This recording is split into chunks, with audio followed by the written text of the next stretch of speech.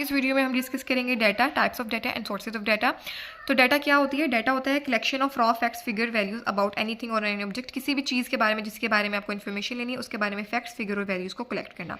Research data क्या होता है? वो वाला डाटा जिसको पहले आप क्या करते हैं, कलेक्ट करते हैं, ऑर्गेनाइज करते हैं और उसको इवेल्युएट करते हैं ताकि हम रिसर्च प्रॉब्लम को वैलिडेट कर सकें या सोल्व आउट कर सकें। अब टाइप्स ऑफ डाटा देख लेते हैं। एक होती है प्राइमरी डाटा, एक होती है सेकेंडरी डाटा। जो प्राइमरी डाटा होती है ना, ये हमारे पास जो रिसर्चर होता है खुद जाके इन्फॉर्मेशन कलेक्ट करता है, लेकिन जो सेकेंडरी डाटा होता है रिसर्चर खुद नहीं करता, ये किसी और पर्सन ऑलरेडी हमारे पास जो है कलेक्ट की होती है। तो original data collected from the first time by the observer, collected by someone else other than the researcher. जो primary data provides information about a specific topic के बारे में देते हैं, लेकिन जो सेकेंडरी डाटा स्पेसिफिक जो है टॉपिक के बारे में इन्फॉर्मेशन नहीं देता। जैसे गूगल पे आप किसी भी टॉपिक को सर्च करते हैं तो वो टू दी पॉइंट इन्फॉर्मेशन नहीं होती, और भी डिफरेंट टाइप ऑफ टॉपिक्स होते हैं, तो हम लोगों को डिफरेंट वेबसाइट्स वगैरह को सर्च करके इन्फॉर्मेशन लेना पड़ती है। तो इसीलिए हम कह सकते हैं कि जो सेकेंडरी डाटा वो किसी भी स्पेसिफिक टॉपिक के बारे में इन्फॉर्मेशन टू दी पॉइंट नहीं देता। Primary data too much expensive और टाइम कंज्यूमिंग होता है, लेकिन जो सेकेंडरी डाटा वो एक्सपेंसिव भी नहीं होता और टाइम कंज्यूमिंग भी नहीं होता, क्योंकि प्राइमरी डाटा में आपको खुद एक पर्सन के पास एक जगह जाके चीज़ों को ऑब्जर्व करना होता है, उसके बारे में इन्फॉर्मेशन लेनी होती है। लेकिन यहाँ पे ऑलरेडी कलेक्टेड होता है, लेकिन हम लोगों को बस उसको रीड आउट करना होता है। ये होता है फर्स्ट हैंड डाटा, लेकिन इसको सेकंड हैंड डाटा भी कहा जा सकता है। Provides information that is current information देती है, लेकिन जबकि ये पास्ट इन्फॉर्मेशन हमारे पास देती है क्योंकि ऑलरेडी कलेक्ट हुई होती है। और ये do not pass through the statistical process and it has been pass through the statistical process, क्योंकि इसमें ये पास्ट होती है। बहुत से मतलब जो है एक रिसर्चर ने उसको किया, फिर अगले बंदे ने पढ़ा, उसमें थोड़ी सी चेंजेस आ गई, उसने नई चीज़ें उसके अंदर से जो है ना फाइंड आउट कर ली, न्यू कॉन्सेप्ट्स ऑर्गेनाइज के लिए। तो हमारे पास स्टैटिस्टिकल प्रोसेस से गुजरा होता है, जबकि स्टैटिस्टिकल प्रोसेस से नहीं गुजरा होता, क्योंकि डायरेक्ट इन्फॉर्मेशन हम लोगों ने खुद ली होती है उससे। Sources of data, primary data की सोर्स है, सेकेंडरी डाटा की जो, जबकि जो नॉन स्ट्रक्चर्ड हमारे पास इंटरव्यू होता है, इसमें क्वेश्चंस ऑलरेडी प्रिपेयर नहीं होते, हमारे माइंड में जो क्वेश्चन आ रहा होता है हम डायरेक्ट उससे पूछ लेते हैं।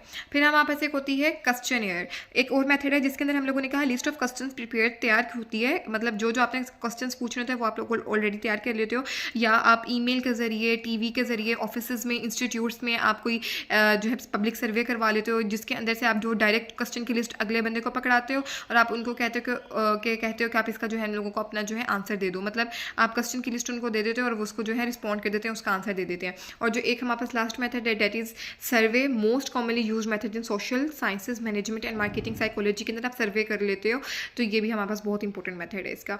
अब हम लोगों ने पहले जो है primary data and secondary data को डिस्कस कर लिया। अब नेचर वाइज अगर देखा जाए तो डाटा की दो टाइप्स होती है, एक होती है क्वांटिटेटिव डाटा, एक होती है क्वालिटेटिव डाटा। क्वांटिटी से समझ आ रहा है कि ये क्वांटिटी के ऊपर बेस होगा, जबकि क्वालिटी से समझ आ रहा है क्वालिटी ऑफ डाटा के ऊपर बेस होगा। इसको क्वांटिटी है तो मतलब इसको रिकॉर्ड किया जा सकता है नंबर्स की फॉर्म में, लेकिन जो क्वालिटेटिव होता है इसको नंबर्स की फॉर्म में जो है रिकॉर्ड नहीं किया जा सकता। क्वांटिटेटिव डाटा बहुत ज़्यादा एक्यूरेट होता है, जबकि हमारे पास जो क्वालिटेटिव होता है लेस एक्यूरेट होता है। क्वांटिटी के ऊपर बेस होता है और ये क्वालिटी के ऊपर बेस होता है। इसकी फिक्स्ड वैल्यू होती है, लेकिन इसकी कोई भी फिक्स्ड वैल्यू नहीं होती।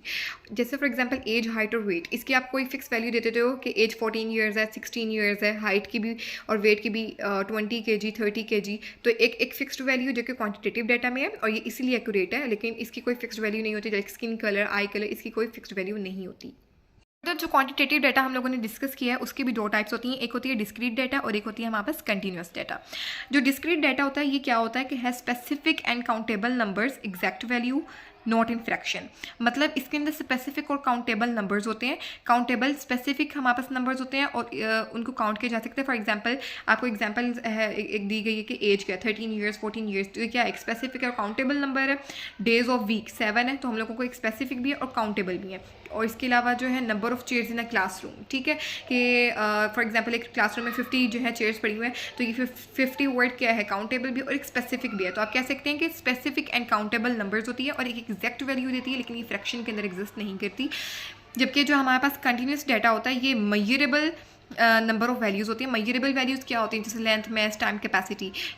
कंटिन्यूस डाटा इसको कहते हैं जिनके अंदर ये सारी चीज़ें हों, और ये हमारे पास इतना ज़्यादा एग्जैक्ट नहीं होता क्योंकि ये फ्रैक्शन के अंदर भी एग्जिस्ट करता है। फॉर एग्जांपल अगर लेंथ है ना, तो आप कह सकते हो 4.2 फीट, तो मतलब पॉइंट के बाद जो हमारे पास वैल्यू आ जाती है सेकंड्स के अंदर आप ले लेते हैं 10.11 सेकंड्स। मतलब इतना एक्यूरेट नहीं होता जितना हमारे पास जो है डिस्क्रीट डाटा होता है, क्योंकि इसमें एक एग्जैक्ट वैल्यू होती है। ये हमारे पास फ्रैक्शंस में एग्जिस्ट करता है, लेकिन ये फ्रैक्शंस में एग्जिस्ट नहीं करता। फिर हमारे पास जो है लास्ट है internal data and external data. ये भी डाटा की सोर्स ही होती है।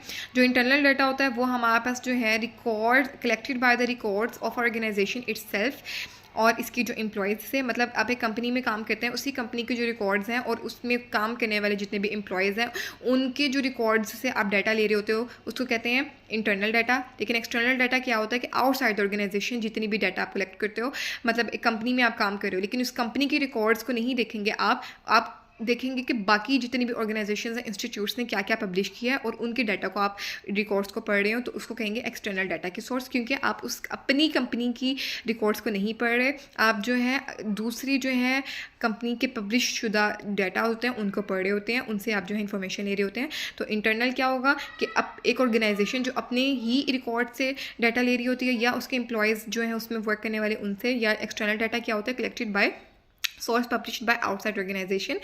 और examples company records, employ records, financial records या सेल रिकॉर्ड्स एक ही कंपनी के, लेकिन data publish by others such as W health organization, जो हमारे पास डाटा पब्लिश किया है वो आप कह सकते हो कि एक्सटर्नल सोर्स ऑफ डाटा, क्योंकि हम लोगों ने अपनी ही ऑर्गेनाइजेशन का कलेक्टेड जो रिकॉर्ड है उससे हम लोगों ने इन्फॉर्मेशन नहीं ली।